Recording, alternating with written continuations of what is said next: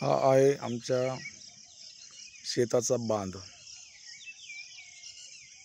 आता बघू शकता, विषमुक्त नैसर्गिक शेती म्हणजे जीवामृत शेती आणि रासायनिक शेती याच्यातील बदल काय फरक असतो।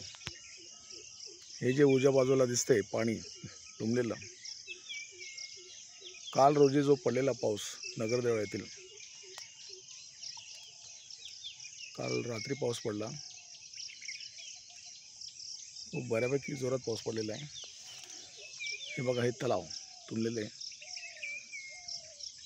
दिसतंय।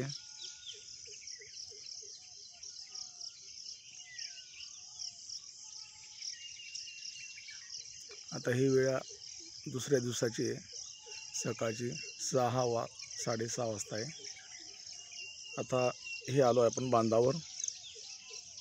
आता इकडे बघा,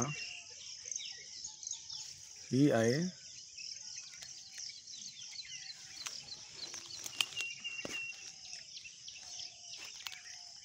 हा बांध, परत दाखवतो। आणि ही आहे आमची विषमुक्त नैसर्गिक शेती।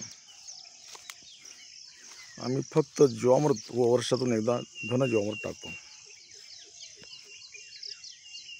याच्यात पाणी कुठे तुंबलेलं दिसतंय का? हे बघा,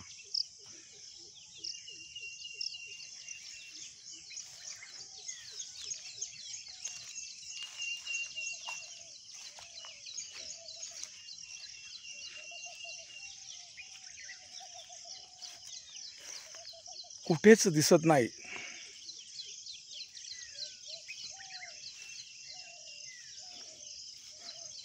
ते पण पायी चालतोय। हा बघा माझा जोडा, फक्त एवढा चिखल लागलेला आहे, दिसतोय।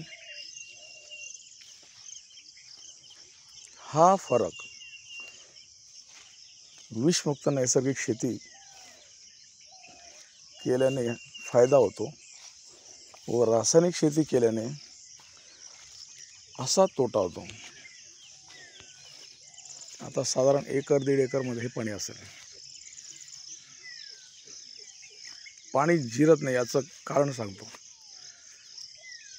विषमुक्त नैसर्गिक शेतीमध्ये गांडूळ तयार होतात जीवामृतने। ते गांडूळ जमीन भुसभुशीत करतात, त्याच्यामुळे जमिनीला छिद्रे पडतात। गांडूळ जमिनीत खालीवर त्यांचे येणं जाणं चालू असतं, त्यांचं ते कार्य करत राहतं, जमीन सुपीक करतात। जमिनीत छिद्र पडल्यामुळे ते पाणी जमिनीत जिरतं, तेच पाणी आपल्या विहिरीला, आपल्या बोरला मिळतं। आणि हे असं रासायनिक शेती केल्यामुळे जमिनीतील गांडूळ मरतात, त्याच्यामुळे जमीन पक्की असते, जमिनीत पाणी जिरत नाही। हे त्याचं उत्तम उदाहरण। नाना महाजन, नगरदेवळा, तालुका पाचोरा, जिल्हा जळगाव।